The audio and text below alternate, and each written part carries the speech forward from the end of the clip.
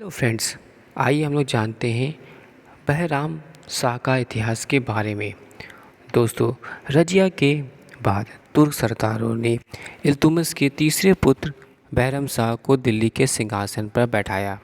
उसने मौजूद्दीन की उपाधि धारण की। शासन की संपूर्ण सत्ता विद्रोहों के नेता एतगीन को सौंप दी गई थी।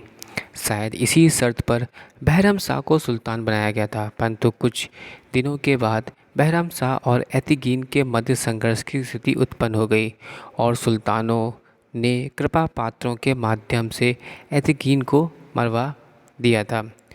आइए और उसके बारे में दोस्तों जानते हैं। तो बहराम शाह का जन्म संभवतः 4वीं शताब्दी के मध्य में हुआ था। वह सहासनी राजवंश के सम्राट यज़दगर्द तृतीय के बेटे थे। उनका बचपन और उनके पिता के शासनकाल के दौरान गुजरा था। बहराम शाह ने अपने पिता के बाद सासनी साम्राज्य का राज सिंहासन संभाला। उन्होंने अपने शासनकाल के दौरान कुषाण साम्राज्य के विरुद्ध खिलाफ युद्ध लड़ा, जिसमें वह विजयी रहा। वह अपनी सेना के साथ उत्तर पश्चिम भारत में भी घुस गए थे, जहां उन्हें विशेष रूप से समर्थन मिला था। आगे बात करते हैं तो बहराम शाह, जिसे विशेष रूप से बहराम गुर के नाम से जाना जाता है, सशानी राजवंश के महान शासक थे, जैसे कि हमने आपको बताया भी।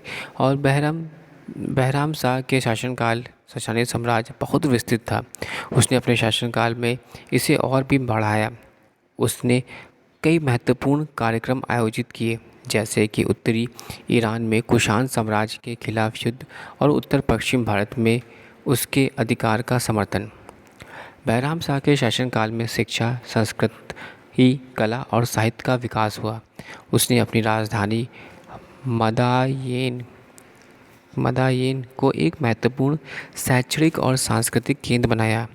उस आगे दोस्तों बात करते हैं तो जैसे कि बताया, बहराम शाह का जन्म 9 जुलाई 1212 ईस्वी में। वास्तविक नाम इनका मौजूद्दीन बहराम शाह था। पिता का नाम इल्तुतमिश था, माता का नाम तरकुस खातून था।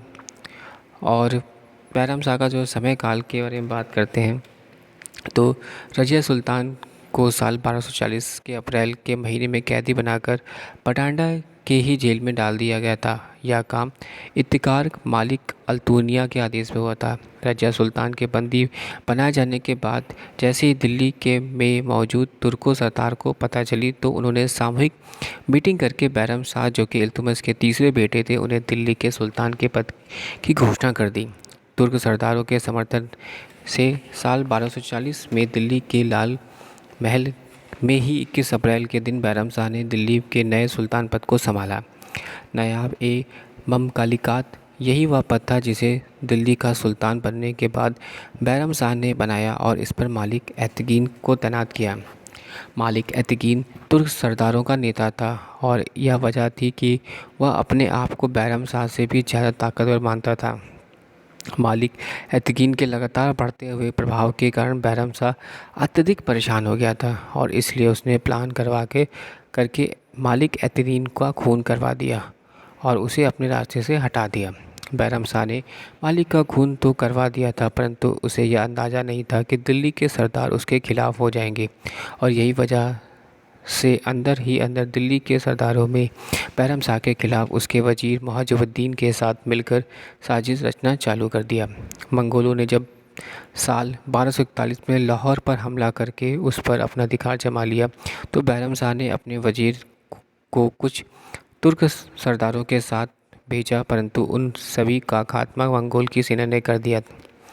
मंगोलों की सेना के द्वारा तुर्क सरदारों का खून कर देने के बाद दिल्ली में जो बचे हुए तुर्क सरदार थे, उन्हें बहराम शाह को अपनी कैद में ले लिया और साल 1242 से 15 मई दिन में भी उसे दुनिया का रुखसत कर दिया। इसके बाद तुर्क सरदारों ने आपसी सहमति के द्वारा अलाउद्दीन मसूद शाह को दिल्ली का सुल्तान बनाने की घोषणा की, जो कि रुकनुद्दीन फिरोज़ शाह के बेटे थे। Thanks for watching sharing.